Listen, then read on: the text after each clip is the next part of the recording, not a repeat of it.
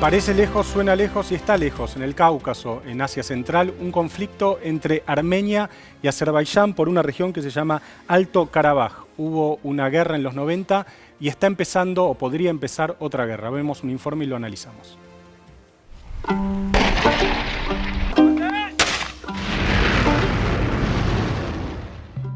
Desde hace 3 décadas, las ex repúblicas soviéticas Armenia y Azerbaiyán se enfrentan por un enclave separatista. Se trata de la región de Nagorno-Karabaj. En los últimos días, el conflicto recrudeció con intercambios de artillería pesada y cohetes. Según los reportes, murieron más de 100 personas, incluyendo civiles.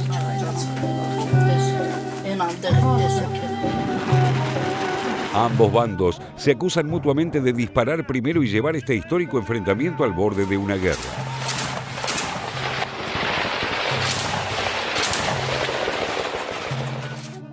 Nagorno-Karabaj es una región de poco más de 11.000 kilómetros cuadrados con mayoría armenia, que declaró su independencia de Azerbaiyán en 1991 y se autodenomina República de Artsaj.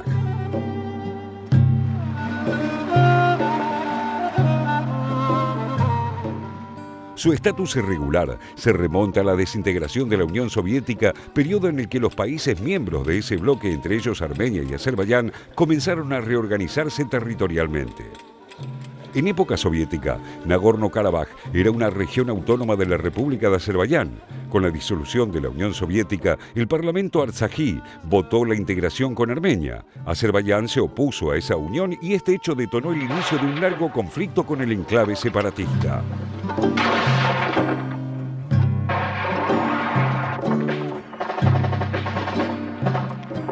La contienda territorial entre Armenia y Azerbaiyán terminó en una sangrienta guerra que se extendió entre 1988 y 1994, dejando decenas de miles de muertes y casi 1 millón de desplazados. El Grupo de Minsk, presidido por Estados Unidos, Rusia y Francia, medió entre los dos países. Terminó la contienda armada, pero el problema por el control de Nagorno-Karabaj quedó congelado en el tiempo. 30 años después, el mismo grupo instó nuevamente a Armenia y a Azerbaiyán a negociar la paz. En el actual escenario irrumpió Turquía con una posición inflexible, rechazando la intervención del Grupo de Minsk y reafirmando su apoyo a los azeríes en la lucha por recuperar el enclave territorial. Son vaxtlar Ermənistanın Azərbaycana qarşı hərbi təhribatları müntəzəm xarakter almışdır. İyul ayında Ermənistan-Azərbaycan dövlət sərhədinin Tovuz istiqamətində yenə də artilleriya atəşi nəticəsində hərbçilərimiz və bir mülki şəxs həlak olmuşdur.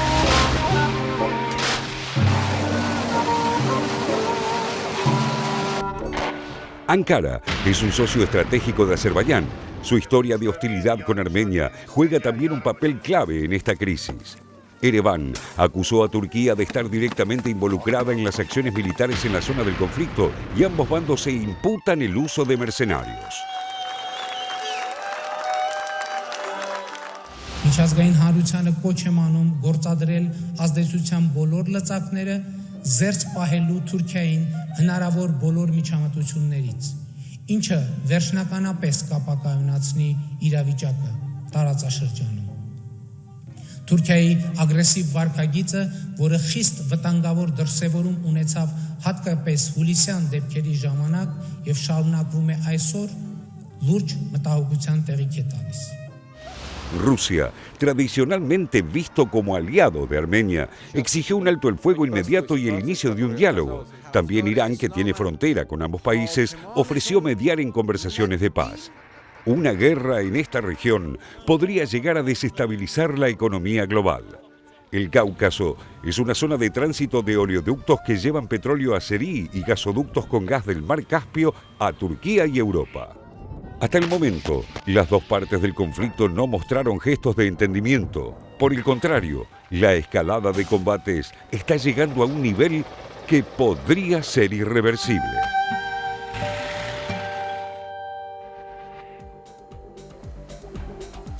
El de Karabaj es un caso, no quiero decir típico, pero del cual hay antecedentes, ¿no? De una pequeña región de algún lugar del mundo que se autonomiza de un país, una república, de una federación, bajo la protección de otro Estado. En el norte de Chipre, por ejemplo, una isla dividida a la mitad, hay una parte que es una república reconocida solo por Turquía. El caso de Crimea también, ¿no? Reconocida por Rusia. Es decir, hay algunos casos, ¿no? De esta situación, en general ocurren después de mucha tensión y en este caso después de un conflicto bélico.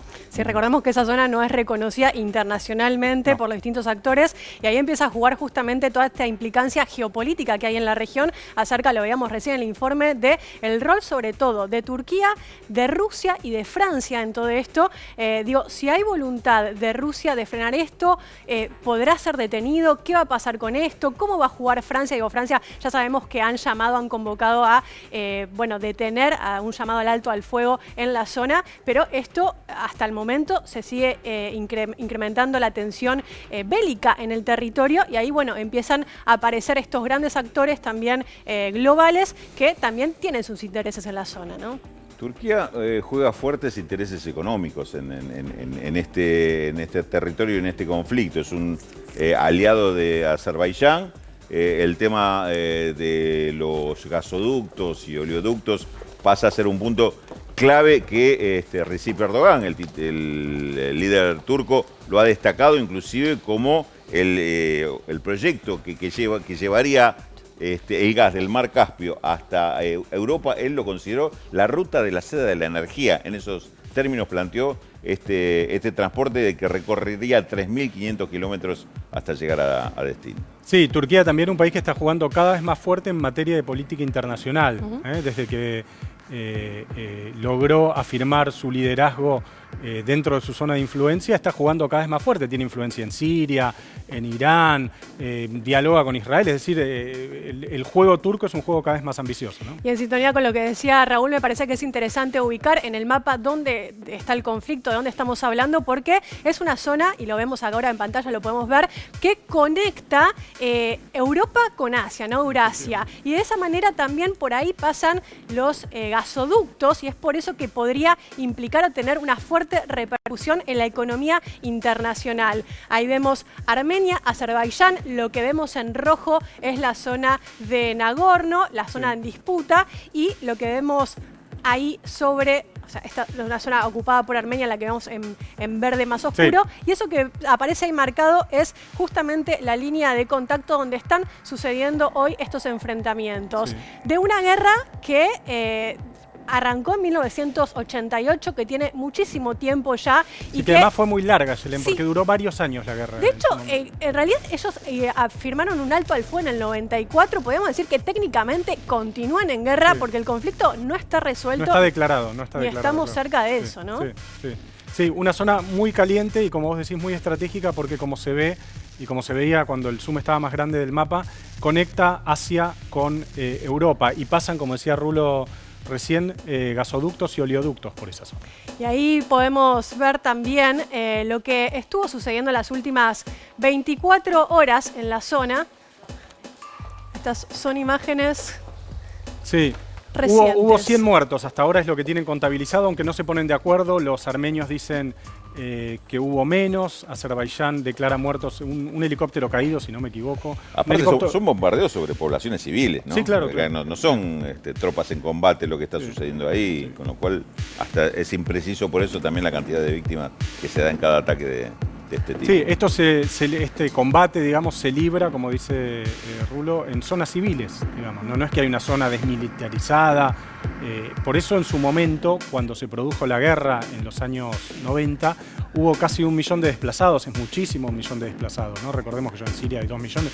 Una región muy chica. Además una región muy chiquita, sí, efectivamente. Es, como decía el informe bien, una población mayoritariamente cristiana la que vive en esta zona, con lazos culturales, lingüísticos, etcétera, cercanos a Armenia. Y un conflicto que lleva, ya te digo, no solamente estos últimos años, 30 años, sino muchísimo más tiempo, porque desde la caída del Imperio ruso vemos cómo se enfrentaron Armenia y Azerbaiyán. Después podríamos decir que hubo un paréntesis durante la Unión Soviética, donde ahí se trató de calmar el conflicto. ¿Por qué? Porque Moscú arbitraba entre estos poderes. Sí, y la URSS transfirió el control de Nagorno a Azerbaiyán y, bueno, calmó un poco la situación. situación. Seguramente no estaban conformes los armenios con todo esto, pero de alguna manera eso se reactivó después de la caída de la URSS.